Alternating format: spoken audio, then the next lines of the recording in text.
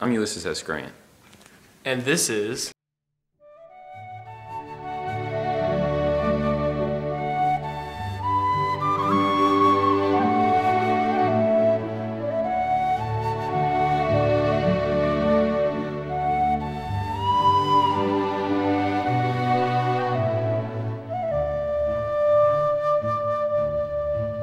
America will never be destroyed from the outside. If we falter and lose our freedom, it will be because we destroyed ourselves. I have never advocated war, except as a means of peace. Oh, hi there. I'm Robert Easy Lee. And it is well that war is so terrible. We should grow too fond of it. Hi, my name's President Lincoln, and I don't like Robert E. Lee. He's a country guy that no one can understand, and he's annoying. Over the hill and 400 horses. They fought incredible odds with one man against an army of 17. As a leader of the free world, I think he's a fat pig.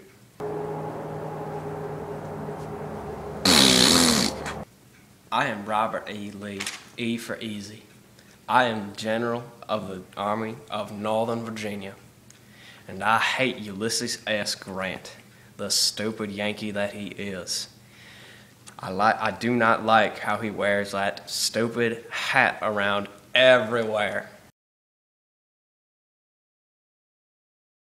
While he's wearing that hat, he makes women jokes about the southern women and how bad they make a sandwich. He is a dirty... Good for nothing. Good for nothing.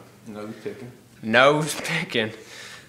Inappropriate person who has no leadership qualities except for the fact that he defeated the Army of Northern Virginia. Honey, make me a sandwich. You know the difference between a northern woman and a southern woman? A northern woman can make a sandwich.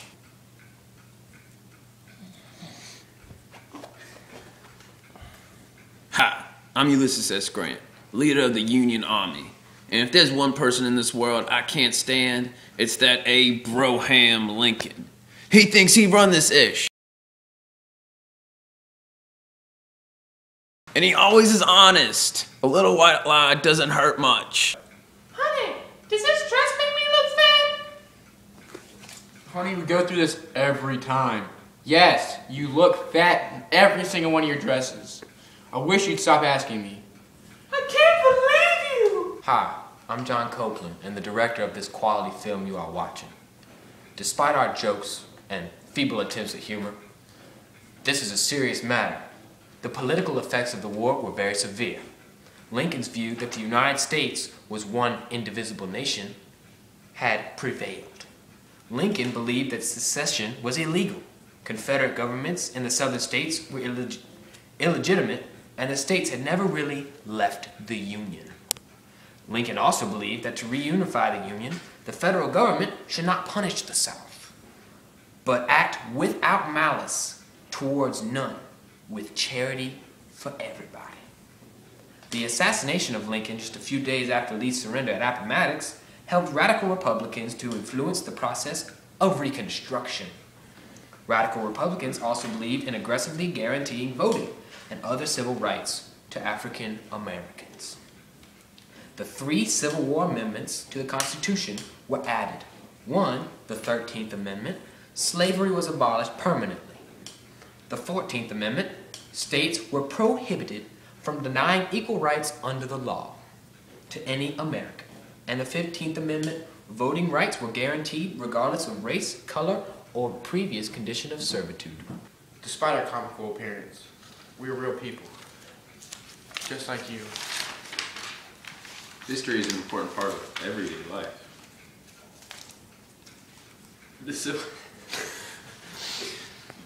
The Civil War had many economic effects on the newly reformed America.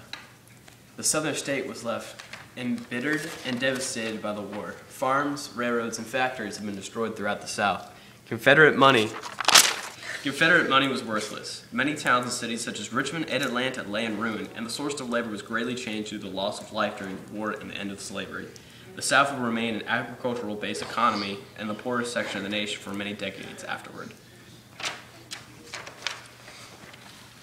The North and Midwest emerged with a strong growing industrial economies, laying on the foundation for the sweeping industrialization of the nation, other than the South.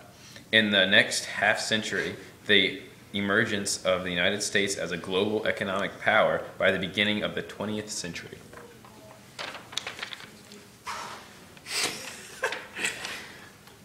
The completion of the Transcontinental Railroad, soon after the war ended, intensified the westward movement of settlers into the states between the Mississippi River and the Pacific Ocean.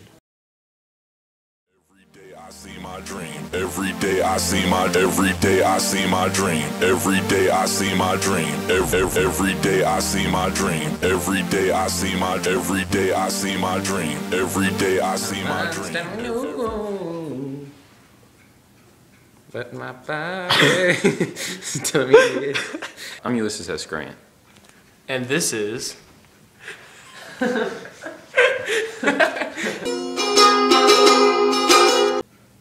Oh, hi there.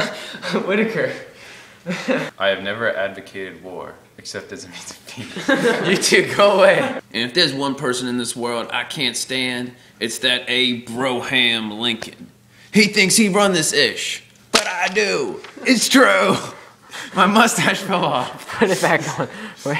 And stop being Coach Scott. Bittered and devastated by the war, farms, railroads, and factories have been destroyed throughout the South.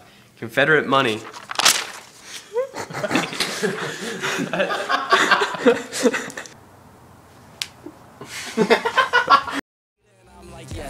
It's on and poppin', yes.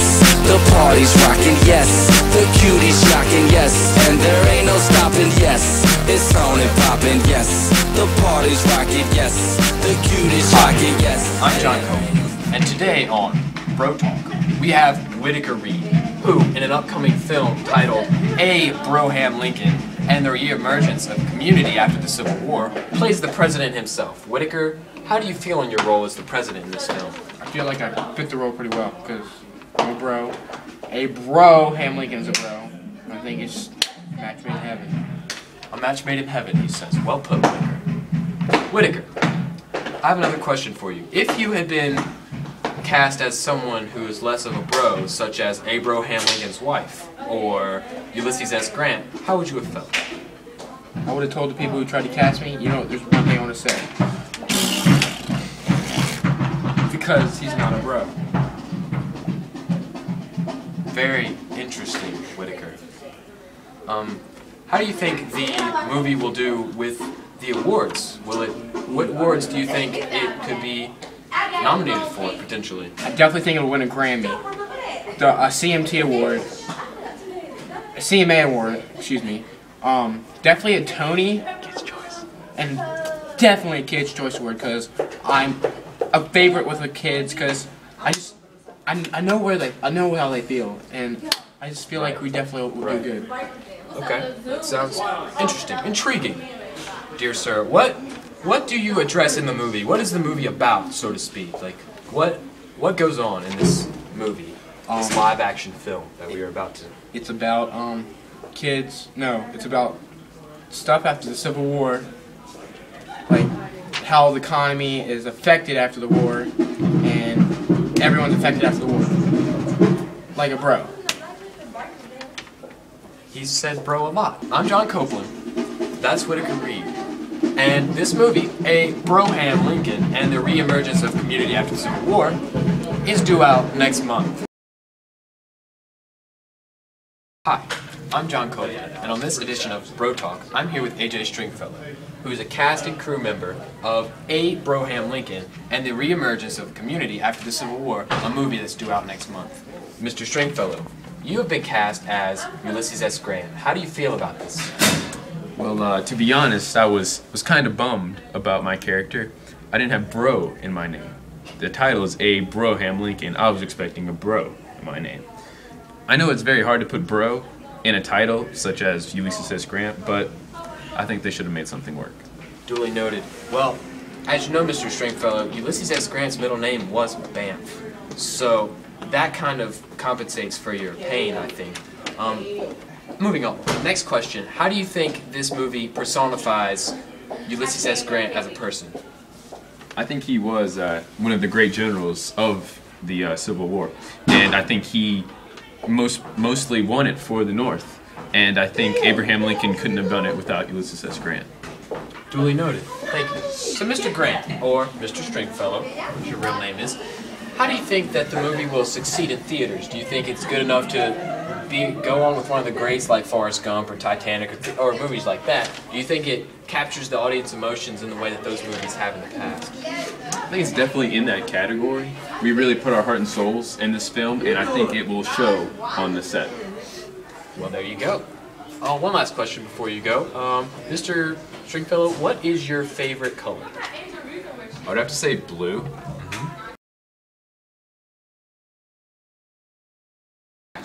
Hi, I'm John Copeland, and today on Bro Talk, I have Brooks Rice here, who, in the new movie ABROham Lincoln, and a lot of other words I don't want to read, is cast as Robert E. Lee, Confederate General.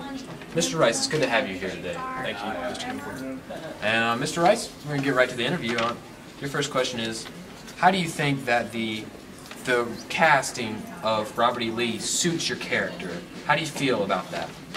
Well, I was never much of a history bum. You know, I got F's in Mr. McGreeter's class in high school. It's terrible. Yes. And, you know, I never really looked into this history thing before, but in reading the script, you know, it really pulled on my heartstrings how Robert E. Lee led his army of redcoats across the Delaware with George Washington to fight the Nazis.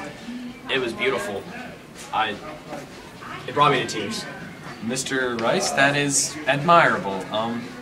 On to the next question. How do you think this film will do in the box office this year? Because it's coming out at a very key time in the year, and it could do very well, potentially. I see it as one of those movies that will go straight to DVD, and from there, it'll be a classic. I'll have it on my shelf at all times. Definitely.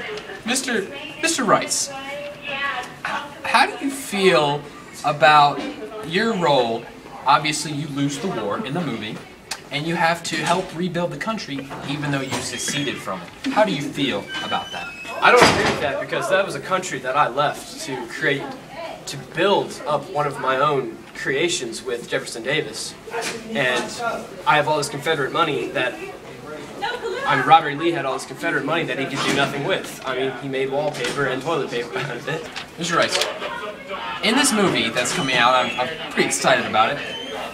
All of this stuff is happening, and I just want to get a view of your personal life. And what is your favorite marine animal? I would definitely have to say the pufferfish. It's on and poppin', yes. The party's rockin', yes. The cuties shockin', yes.